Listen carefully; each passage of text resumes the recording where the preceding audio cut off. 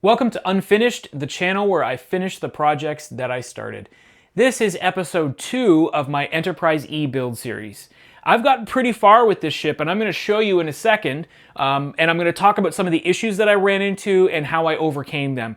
But first, let's kind of give a rundown of what I have been able to accomplish in the time since the first video. If you remember from the first video, the only thing that had really been done with this ship was that a few windows had been drilled out. And so I needed to go through and drill out all of the windows on the primary hull and all of the windows on the secondary hull. I went through a couple of drill bits. I actually had to go out and buy a whole bunch of drill bits to use for this project because I just kept breaking them while I was drilling through the windows. And you'll see my process is very tedious. It's window, window, window, window.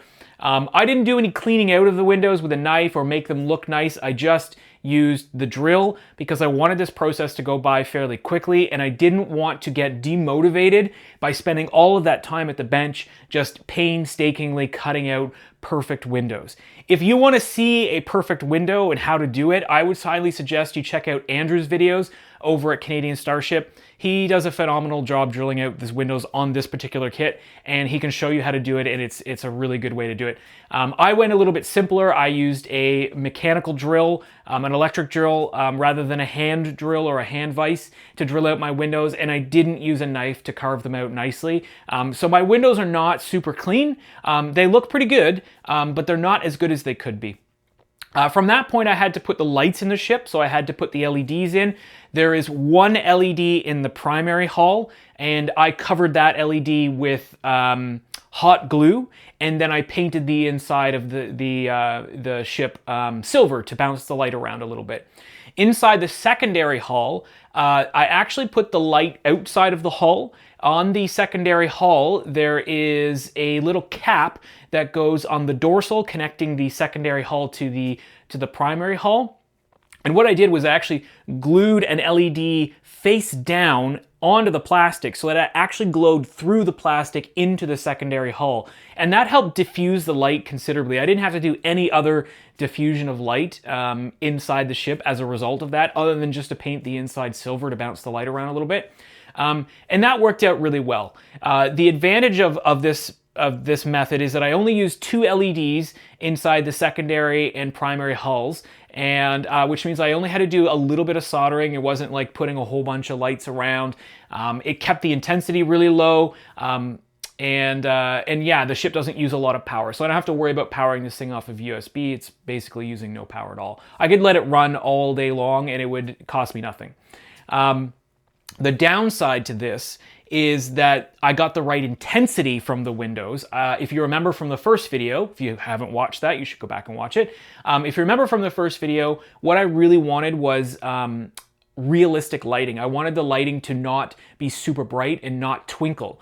And I got that intensity, but I think using a single LED as a light source made it pretty obvious that the light was coming from a single light source inside the ship. And as you look at the ship when it's lit and you rotate it, you can actually see the lighting change as you move around the ship. And it's very obvious that it's just one single bulb inside there. So I had to kind of accept that. I could have gone more complicated, added more LEDs, and then try to diffuse and lower the intensity back down of those. And that would have been a really complicated process. The key thing for me on this build is getting through perfection paralysis, right? So one of the issues that I really struggle with is when I'm working on something, I want it to be up to a standard that I have set for myself in my head, which is often well above my own ability level. And I know I could get to that ability level. I have been better at this hobby before, but it's been a few years since I've worked on a model, a plastic styrene model like this. I've done a lot of busts and paint work. I've got really good at airbrushing, but I haven't done a lot of shipbuilding or model making. So my expectation is much higher than my skill set currently allows. And if I let my expectations drive me on this build, what will end up happening is I'll just spend so much time trying to make everything perfect, and it will never get perfect, and then I won't finish the project, which is part of the reason why I struggle to finish projects in the first place. particularly the ones that I really care about and I really want them to be done very well. So I had to overcome that with this project. I had to let my skill set guide me. There were times where I had to say, okay, this is the limit of my own ability. I could spend more time working on this, but it's not going to get much better than this. The amount of time that I would invest in it to get it better wouldn't result in an outcome commensurate to that effort that I put in, right? It would be kind of like the sunk cost fallacy, where I've said, okay, well, I've already gone this far, I've spent so much time on it, if I keep working on it, I can make it a little bit better, and then you never end up making it better. Sometimes you end up making it worse and making other mistakes. So there were times where I just had to say, and this is what happened with the lighting, I just had to say, you know what, the intensity's right. So I took that win. It doesn't look as realistic as I would like because of the single light source, but the intensity's correct. So I had to let that go. When I sealed the ship up, I had to do some putty work. Now, classically, when I've done putty work, I try to make the seams invisible. I have gotten compliments on my putty work in the past and my seam work in the past from other modelers, and that encourages me to want to make it that good or better every single time. I'm just not there. I'm just not there right now with my skill set, and I just don't have the time to invest in that level of detail on this ship. So I had to get to a point where I said, look, this is good enough. I put the putty in, I sanded it. When I hit it with a coat of primer to see how it looked okay. Wasn't perfect, but it looked okay. And I had to, at that point, say, again, this is the limit of my skill set right now. This is the best I can do with the effort that I want to put in with this ship and the time that I want to take to do this ship. I don't want this ship to be finished a year from now. I want it to be finished, 2 weeks from now. So that's where I was at. And what I've ended up with is this, which is essentially a complete ship in the sense that it's fully built. It's not fully painted, it's not fully light blocked, but it's fully built. There's still, you can see there's a little bit of putty work in here that has to be painted over.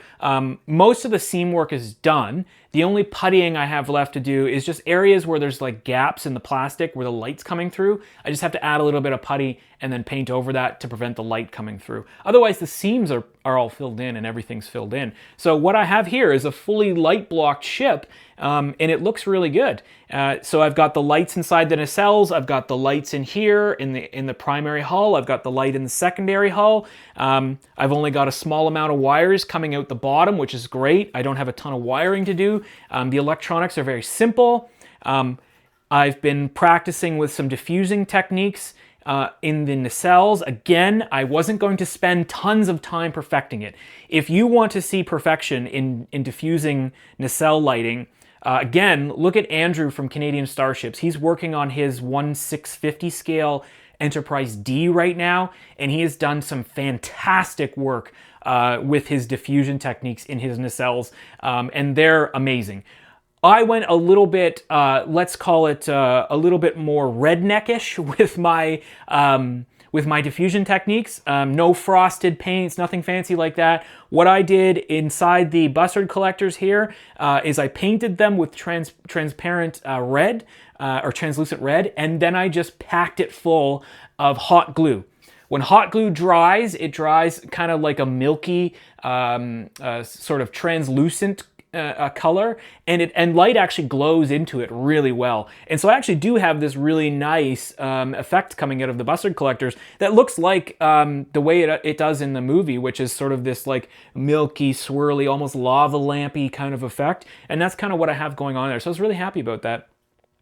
I still haven't come up with my solution for the nacelles. I will tell you though that I'm using a sort of semi-Raytheon effect where I haven't cut open the nacelle, but I have left it unpainted so that the light comes through the plastic, which has helped diffuse it a little bit. On this side, I've just got tape covering up that area. It's masking off that area. So if I peeled that off, you'd see bare plastic there. So the light will come through. You can see where I've tested painting this blue. I've painted the grills blue, and you'll see that in another video once I get closer towards finish. But that's sort of where I am. I'm really happy. This has been 3 weeks. getting to this point from basically just having a couple of windows drilled out to having all the windows drilled out to having all of the lighting and electronics put in to having the whole ship glued together, puttied, and almost at the point where it's ready for its first top coats. So I'm really proud of the way this is moving. And you know what? At the end of the day, I'm looking at it right now and I see lots of little imperfections. There's lots of areas where I messed some things up, but you know, it's not going to look terrible. It's going to be a pretty good quality build for a general hobbyist. I wouldn't pay for it. If I were a commission builder, I wouldn't expect to be paid very much for this work, but it'll look good for me. And if it'll look good for me, it will look good for you if you're building your own ship. So just remember that if you've got a model up on the shelf right now that you really want to build and you've just been sitting on it, start building it and accept where your skill set is currently at. And accept the fact that the only way your skill set is going to match your own expectations is if you practice. So building this ship, it's going to end up with lots of imperfections. It's going to end up with lots of problems, I'm sure. But you know what? At the end of the day, when I put the ship on the shelf, I will be a better modeler than I was 3 weeks ago or however many weeks it will have been since I started it. And when I start my next projects, of which there are many, that next ship will be even better, and I'll learn new techniques, and I will develop more skills, and my skills will improve, and eventually I will be able to tackle some of the ships that really matter to me, that I really want done perfect, and my skill set will come closer to matching my own expectations. So yeah, take your ship off of the shelf right now and start working on it. Don't be afraid of it. Don't be afraid to make the mistakes, and if you do make them, just accept them and move on. Spend a little bit of time fixing things, but get to a point where you say, okay, that's good enough, let's move on. And you'll end up with a ship that is mostly built after just a few weeks. Cheers.